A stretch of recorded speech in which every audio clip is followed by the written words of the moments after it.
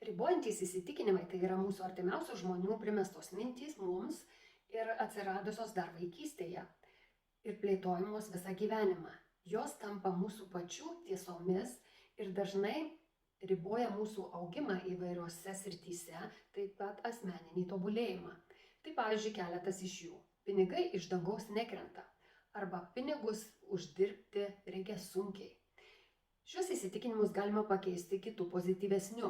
Tai pavyzdžiui, pinigai pas mane ateina palankiausiu ir lengviausiu būdu. Ir kai mes negalime ribojančius įsitikinimus pakeisti mus įgalinančiais, labiausiai užklumpantys jausmai yra baimė ir saugumo trūkumas, dėl kurių žmogus negali įveikti gyvenimo iššūkių, nes jie apriboja jo autentiškumą, jo drąsą, jo smalsumą, norą įveikti tuos sunkumus.